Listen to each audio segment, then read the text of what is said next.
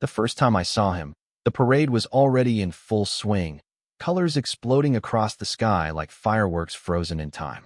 Banners fluttered in the summer breeze, each one a declaration of pride, of existence, of the right to love and be loved.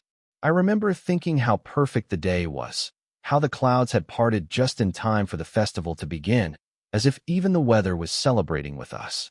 The streets were lined with people, their faces painted in rainbows, their laughter rising above the pulsing beat of music that seemed to come from everywhere and nowhere all at once.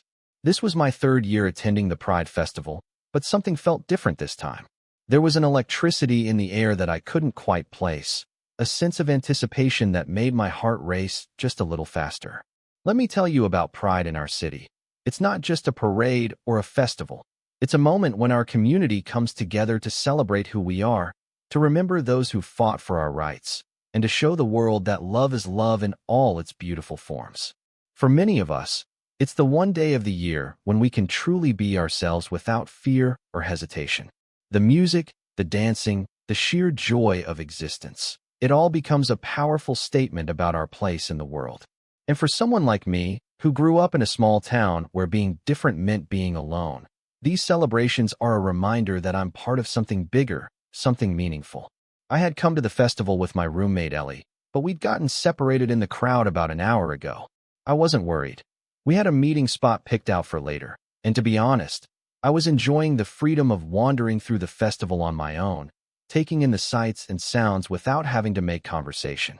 I was wearing my favorite blue button-up shirt, the one that Ellie always said brought out the color in my eyes, and a pair of shorts that I'd bought specifically for today. My hair was still damp from the shower, curling slightly at the edges in the humidity. As I made my way through the crowd, I caught glimpses of the parade floats moving slowly down the main street.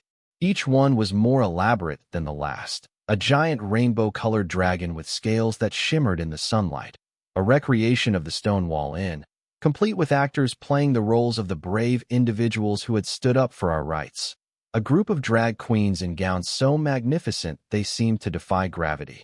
The floats weren't just decorative. They were moving pieces of art, each one telling a story about our history, our struggles, and our triumphs. That's when I saw him.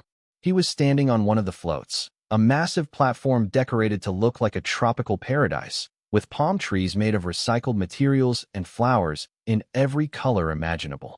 He was dancing, his body moving in perfect rhythm to the music that blasted from the speakers positioned at each corner of the float. His skin was golden in the sunlight, his smile bright enough to outshine the sun itself. He wore a tank top that clung to his body, revealing the contours of his chest and shoulders, and a pair of shorts that showed off legs that seemed to go on forever. But it wasn't his appearance that caught my attention. It was the joy radiating from him, the pure, uninhibited happiness that seemed to flow from his very being. Our eyes met across the crowd, and for a moment, time seemed to stand still.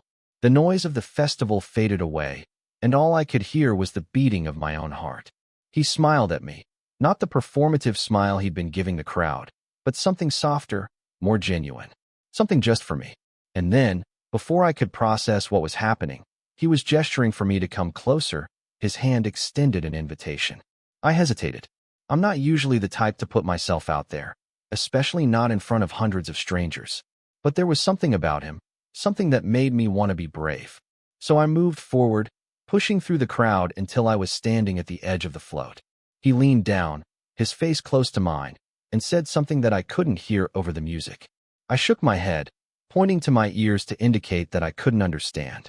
He laughed, a sound that somehow cut through the noise of the festival. And then, to my complete surprise, he reached down, grabbed my hand, and pulled me up onto the float. I said, he shouted over the music, his lips close to my ear, "You look like you could use a little more fun in your life." Before I could respond, he was pulling me into the dance, his hands guiding my hips to the rhythm of the music. I'm not a dancer. At least, I never thought I was. But with him leading, it felt natural, easy. The crowd cheered as we moved together, and I felt a rush of exhilaration unlike anything I'd experienced before. For those few minutes, I wasn't just watching the celebration, I was part of it. As the float continued its journey down the parade route, we danced and laughed, exchanging names. His was Marcus, and snippets of conversation whenever the music allowed. I learned that he was part of a local LGBTQ+ youth center, that this was his 5th year dancing on the float, and that he had a smile that could make my knees weak. The parade was nearing its end when the music suddenly changed, slowing to a ballad that spoke of love found in unexpected places. Marcus's expression changed, becoming more serious, more intense. He pulled me closer, his arms wrapping around my waist, and I could feel the heat of his body against mine. "I don't usually do this," he said, his voice low enough that only I could hear. "But would you like to see something special?" Before I could ask what he meant, he was leading me toward the back of the float, where a small ladder descended to the ground. "Trust me," he said, and despite having known him for less than an hour, I did. We climbed down the ladder, ducking beneath the colorful skirt that concealed the wheels and mechanical parts of the float. And just like that, we were in another world. Under the float, the music was muffled but still present, a distant heartbeat that vibrated through the metal and wood above us. It was cooler here, shaded from the sun, and strangely intimate. The space was small, forcing us to stand close to each other, our bodies nearly touching. Light filtered through the fabric of the float's skirt, casting colorful patterns across Marcus's face and illuminating his eyes in a way that made them seem almost otherworldly. "I discovered this spot during my first parade," he explained, his voice no longer competing with the full volume of the music. "Sometimes, when the energy up there gets overwhelming, I come down here for a moment of peace. It's like being in the eye of a hurricane. All the chaos is still happening, but you're in this pocket of calm." I looked around, taking in the unexpected sanctuary beneath the celebration. "It's beautiful," I said, and I meant it. There was something magical about this hidden space, this secret moment carved out of the very heart of the festival. "I've never shown anyone else this place," Marcus admitted, his eyes meeting mine with an intensity that made my breath catch. "But there was something about you. I saw you in the crowd, and it was like everything else faded away." I wanted to tell him that I had felt the same way, that the connection between us had been immediate and undeniable, but the words caught in my throat. Instead, I reached out, my fingers brushing against his, a silent acknowledgement of the electricity that seemed to crackle in the air between us. The float continued to move, the vibrations of its progress rumbling through the ground beneath our feet. Above us, the music boomed, the bass so powerful that I could feel it in my chest, matching the rhythm of my racing heart. But down here, in this secret space, it was as if we had created our own private world, separate from the celebration, but still intimately connected to it. "Tell me something about yourself," Marcus said, his voice soft in the semi-darkness. "Something you wouldn't tell a stranger." I hesitated, considering what to share. There were so many parts of myself that I kept hidden, so many stories that I rarely told. But there was something about this moment, about him, that made me want to be honest. "I almost didn't come today," I admitted. "I love Pride. I love what it represents. But sometimes I feel like an imposter. Like I'm not gay enough, or out enough, to really be part of the community. I grew up in a small town where being different meant being alone. And even though I've been living in the city for 3 years now, there's still a part of me that feels like that scared, isolated kid." Marcus nodded, his expression thoughtful. "I understand that," he said. "I think a lot of us feel that way sometimes. Like we're performing our identities rather than living them. But that's what I love about Pride. It's not about being gay enough or fitting into some predefined category. It's about celebrating who you are, exactly as you are." He reached out, his fingers tracing the line of my jaw, and I felt a shiver run down my spine. "And who you are," he continued, his voice dropping to a whisper, "is someone I'd very much like to get to know better." The float came to a stop, the sudden silence above us indicating that we had reached the end of the parade route. But neither of us moved. We stood there, beneath the float, our eyes locked, the air between us charged with possibility.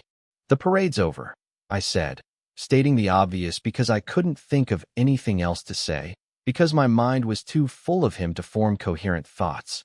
Marcus smiled, a slow, deliberate curve of his lips that made my heart skip a beat. "The parade might be over," he agreed, "but the festival's just beginning. Stay with me." It wasn't really a question, or if it was, there was only one possible answer. I nodded, and his smile widened, lighting up his entire face. He leaned forward, his intention clear, and I met him halfway, our lips coming together in a kiss that seemed to stop time. His mouth was warm and soft against mine, his hands finding their way to my waist, pulling me closer. I could taste the sweetness of whatever he had been drinking earlier, could feel the slight roughness of stubble against my skin, could hear the pounding of my heart in my ears. When we finally pulled apart, both of us slightly breathless, the world seemed to have shifted on its axis.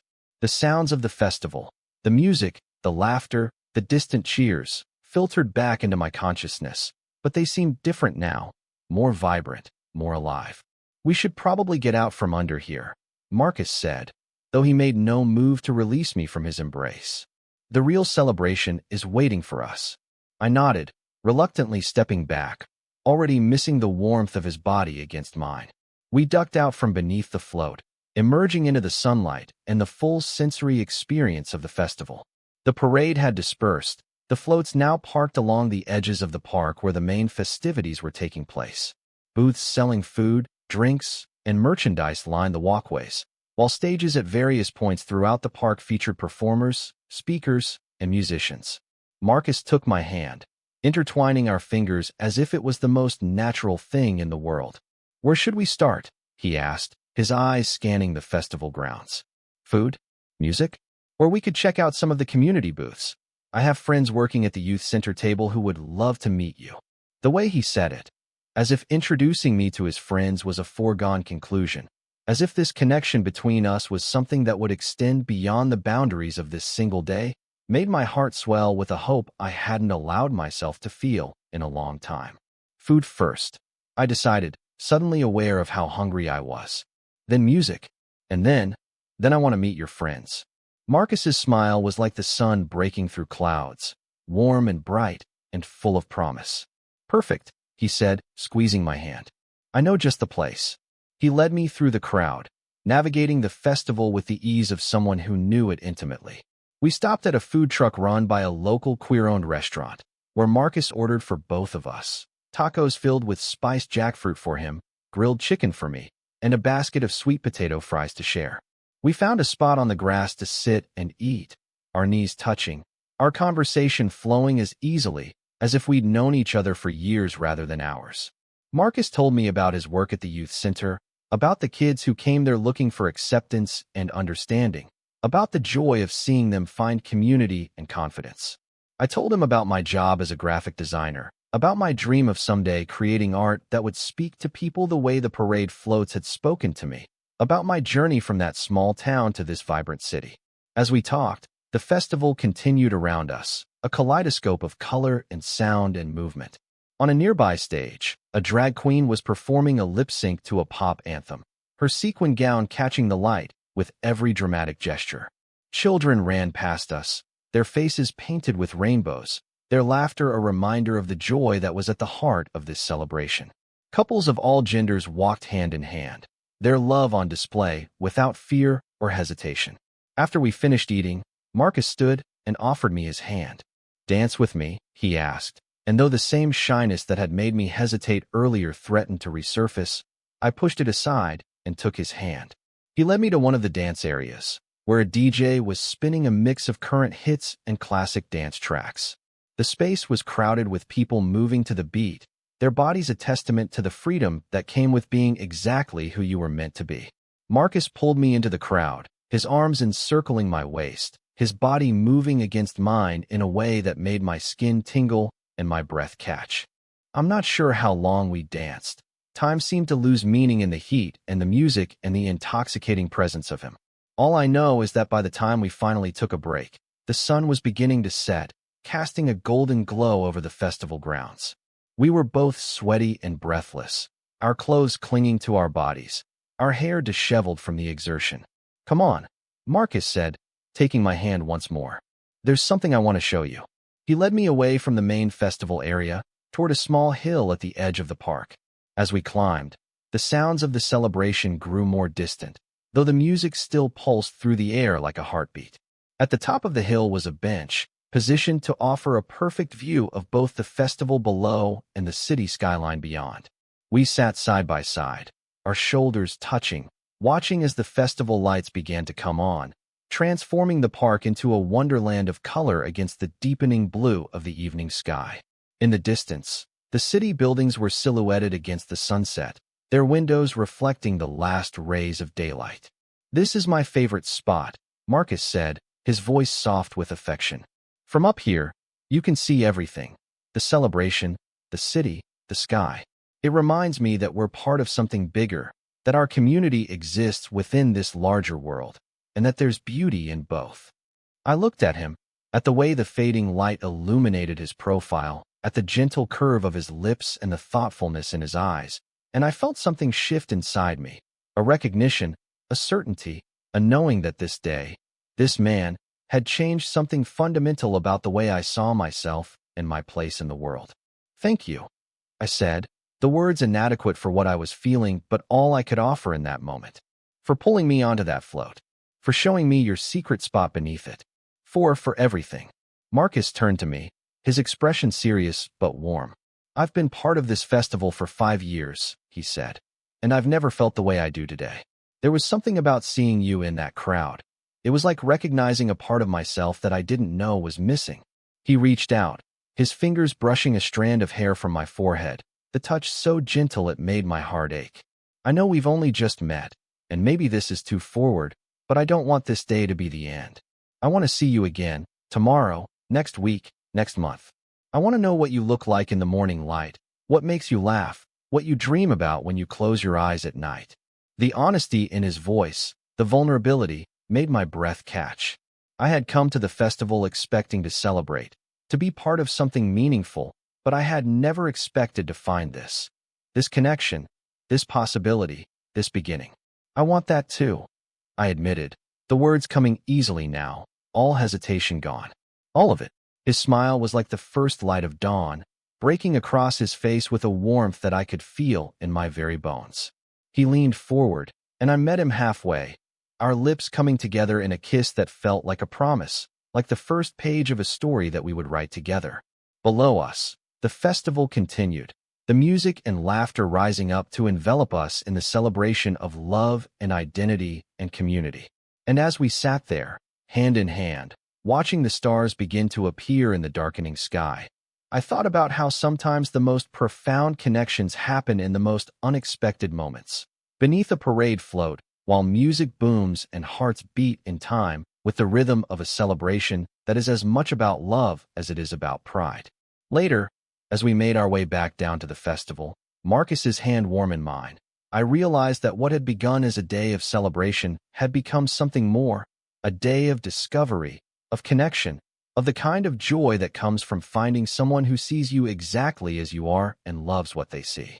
The festival would end, the decorations would come down, the music would fade into memory. But what had begun between us under that float, in that hidden space where the world narrowed to just the two of us, would continue.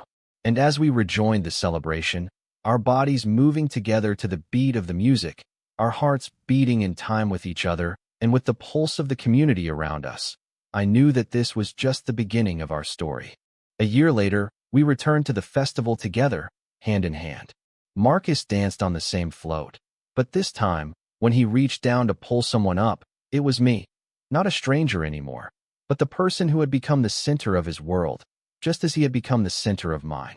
And as we danced together above the crowd, the sun warm on our skin and the music pulsing through our bodies, I thought about how sometimes the most beautiful journeys begin with a single, unexpected moment, a hand reaching out, a heart opening, a connection forming that changes everything. Under the float, where our story began, the music had boomed while our hearts did too. And now, a year later, the music still played, and our hearts still beat in time with it. A rhythm of love, of belonging, of the joy that comes from finding your place in the world and the person you want to share it with. Total _char_count, 18,567.